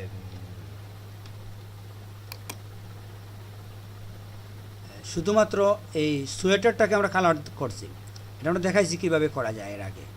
এখন দেখেন আমি চাচ্ছি যে এই মেয়েটাকে আমরা লিপস্টিক দিয়ে দেব, পার্লারের ঝামেলাতে সে না গিয়ে আমাদের দিয়ে করে নিতে চাচ্ছে। তো ফটোশপ ডিজাইনার যারা কিন্তু পার্লারের কাজ করে, এটা আপনি জানেন কি না? ওইখানে মানে lip gel, lipstick, hair shiner, এরকম প্রচুর ওয়ার্ড আছে, এগুলো আমরা ব্যবহার করতে হয়, বুঝছেন? কাজল থেকে শুরু করে সব কিছুই। তো যাই হোক, আমরা আপাতত লিপস্টিকটা দেখি, তারপরে আমরা গ্লাসের দেখব গ্লাসটা কি ম্যাচিং করা যায় কি না লিপস্টিকের সাথে। তো এটা আমরা দেখি এইভাবে যে ধরেন আমি এই টুলটাকে ড্রয়িং করতে পারি, কিংবা এটা থেকে আমি কুইক সিলেকশন টুল থেকেও নিতে পারি। কুইক সিলেকশন টুল দিয়ে আসলে এখানে একটু কষ্ট হয়ে যাবে, আমি ড্রয়িং করে নেই।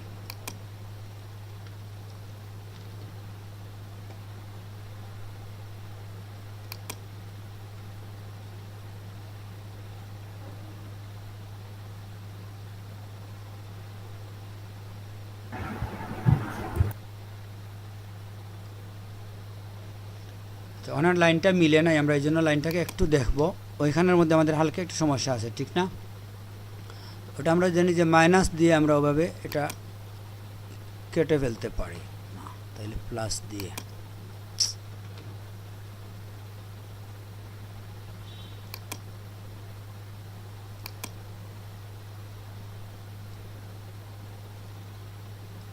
হ্যাঁ, আপাতত আমরা ধরে নিচ্ছি ঠিক আছে, পরবর্তীতে আমরা চাইলে আবার এটাকে পরিবর্তন করতে পারবো, এটা কোনো সমস্যা নাই। তো একটা ভুল করে ফেলছি আমরা আলাদা একটা লেয়ারে থাকি, ঠিক আছে? ওটা তাহলে এখন যেটা হবে, আমি যদি এখানে লাল দিতে চাই,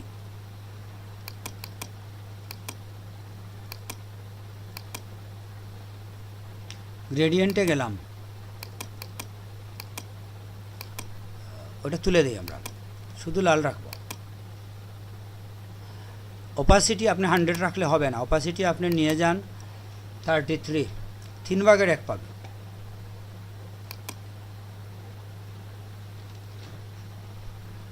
ওইটা যদি আপনাকে অনেক বড় দেখাচ্ছে তো এই জন্য আপনাকে নিখুঁত মনে হচ্ছে না।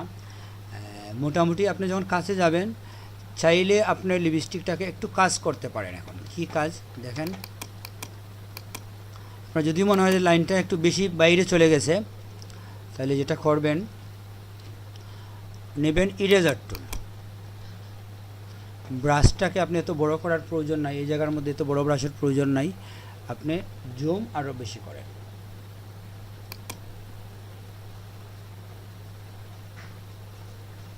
এটার মধ্যে ফেদার আছে, ফেদার দিয়ে কি হয়, ওটা মিশে যায়, দেখেন ওটার সাথে মিশে যাবে। আমরা একটু করে দিচ্ছি ফেদার, বেশি দেব না।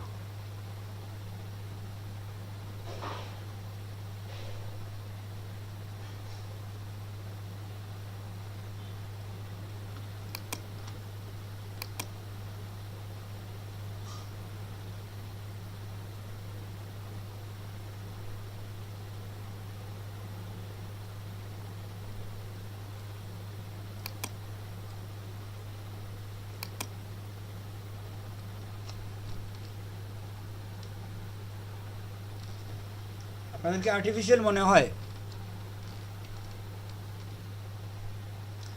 আচ্ছা, আমরা আরেকটা জিনিস দেখি, আমরা চশমার মধ্যে একটু যাই।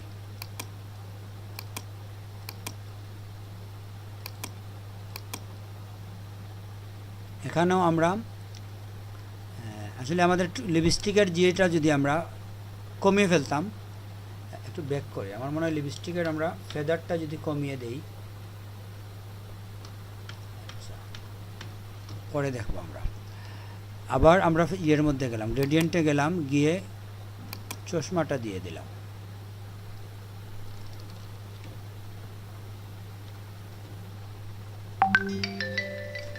হ্যাঁ, আমরা আসলে ফেদার কমাতে হবে, বুঝছেন, ওই ওপাসিটিটা আরও কম করতে হবে। ওপাসিটি বেশি ছিল, এই জন্য আমাদের একটু যে আমি 15 দিয়ে দিই, 15।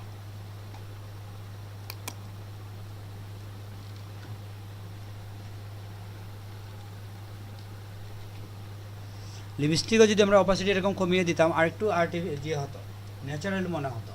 তো চাইলে আমরা করতে পারি এটা। আমি লিপস্টিকটা কেটে দিই, এটা কিন্তু আমাদের আলাদা লেয়ারে আছে, বুঝছেন, বুঝেন তো এটা। তো চাইলে আমরা এটা আপাতত এটা কেটে দিলাম, কেটে দিয়ে আমরা আবার ড্রয়িং করব। ড্রয়িংটা আপনার হাত একটু পাকা থাকতে হবে, কারণ ড্রয়িংটা আপনাকে যদি না বুঝেন, আপনি একটু নিখুঁতভাবে যদি না করতে পারেন, এই যেমন এরকম যদি হয়, তাহলে আপনার সমস্যা হবে।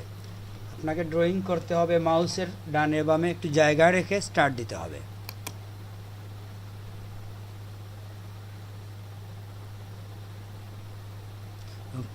টুটের শেপ সম্বন্ধে আপনার একটু ধারণা থাকতে হবে। আমরা এখন যেটা করব, যে আগে যেটা অপাসিটি ছিল 15তে নিয়ে আসছি আমরা।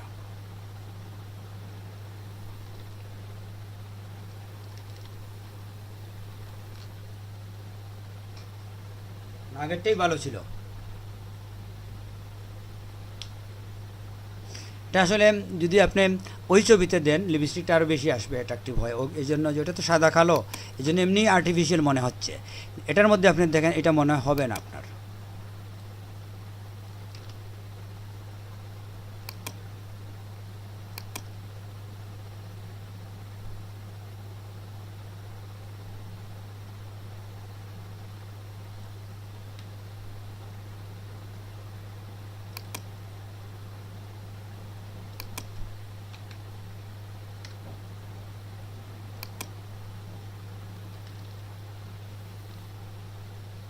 হ্যাঁ, এটাতে তো আসলে আমাদের কাজ হয় নাই, সিলেকশনে একটু সমস্যা আছে,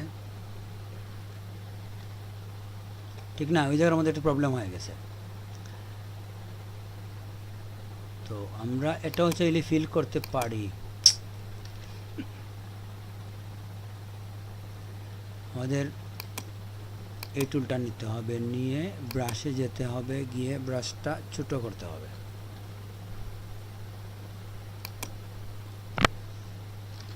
না, অপাসিটি ছিল 33।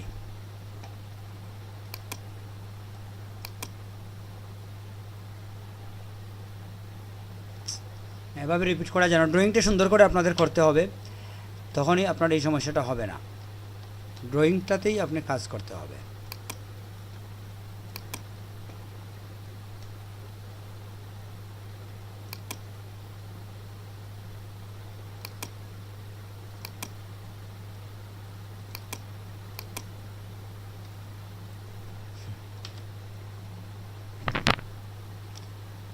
ব্রাশ নেই।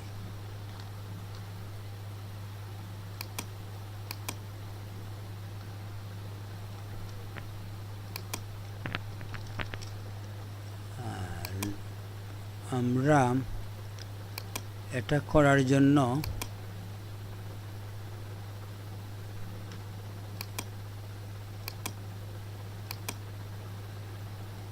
এই টুলটা নেই।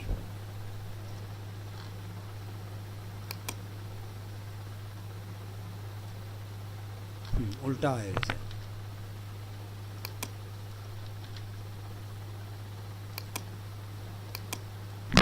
কি ব্যাপার,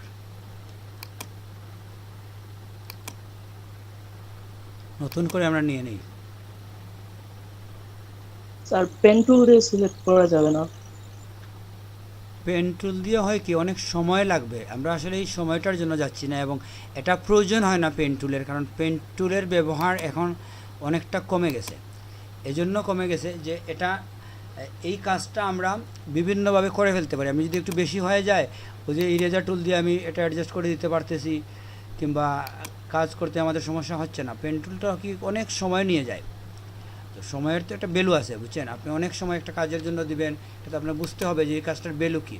মানে একজন যদি আমাকে ওইভাবে বলে, এবং সব জায়গায় পেন টুলের কাজও কিন্তু হয় না, ওখানে আপনার লাইন নেই, পেন টুল দিয়ে আপনি যাবেন কোন দিকে, ওখানে আপনার মিস্টেক হবেই। ওইটা আপনি ওইভাবে পরে সংশোধন করে নিতে হবে, কারণ এখানে তো টোটাল লাইনটা কি আপনি পাচ্ছেন, কোথায় লাইন শেষ কোথায় শুরু, ওইটা কিন্তু আপনি পাবেন না। পেন টুলটা নেবেন কোন দিকে আপনি দেখেন। এটা আসলে আপনার লিপস্টিকটা একটু লাইট হয়েছে, আমরা যদি আবার এটার উপরে প্রয়োগ করি, দুইবার প্রয়োগ করলে একটু গাঢ় হবে।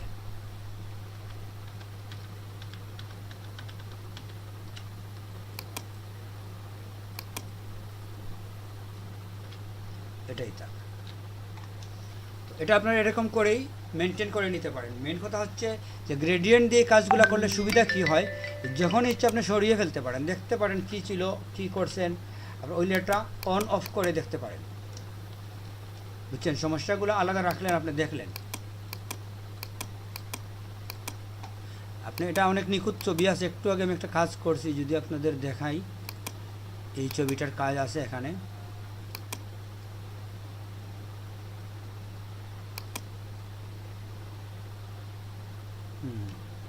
এটাতে আছে। আপনাকে কি লিপস্টিকটা কি আর্টিফিশিয়াল মনে হয়?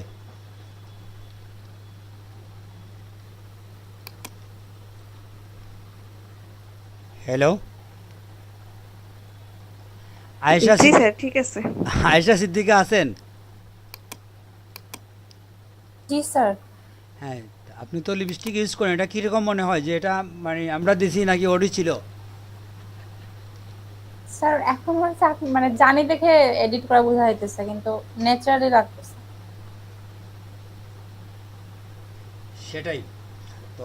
আরও কিছু কাজ করা যায়, এই গ্লেজ নিয়ে আসা যায় টুটের মধ্যে, ওই যে একটু চকচক ভাব, যেমন বেজাজ টুট থাকলে আমাদের মধ্যে যে একটা রিফ্লেক্স হয় আলোর, ওই রিফ্লেক্সগুলো এখানে দেওয়া যায় কিন্তু ব্লেন্ডিং মোডে গিয়ে আরও বিভিন্নভাবে। ওই এটা অংশ তো আলাদা, যেহেতু এটা আলাদা একটা অংশ, আলাদা একটা লেয়ার, ওইখানে আপনি রিফ্লেক্স কিংবা বিভিন্ন এফেক্ট নিয়ে আসতে পারেন, এটা একটু চকচক ভাব আসবে। এটা একটু শুকনা টুট, এটা চকচক ভাব নাই। অরিজিনালি যদি চকচক থাকতো, এই টুটটা কিন্তু আসলে দেখেন সূক্ষ্ম, ঠিক না?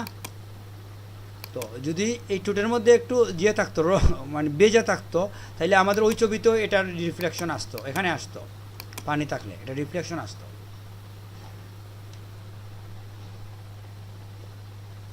তো এই হচ্ছে আমাদের আজকের ক্লাস। আমরা মোটামুটি, আপনারা গ্রেডিয়েন্টে ট্রাই করবেন, গ্রেডিয়েন্ট খুব ইন্টারেস্টিং জিনিস, ট্রাই করলে আপনারা অনেক জিনিস আবিষ্কার করতে পারবেন, যা আমি দেখাই নাই এরকম অনেক জিনিস পারবেন, বুঝছেন? এটা যে শুধুমাত্র আমি যা দেখাইছি তাই আপনাকে দেখতে হবে এরকম কিছু না।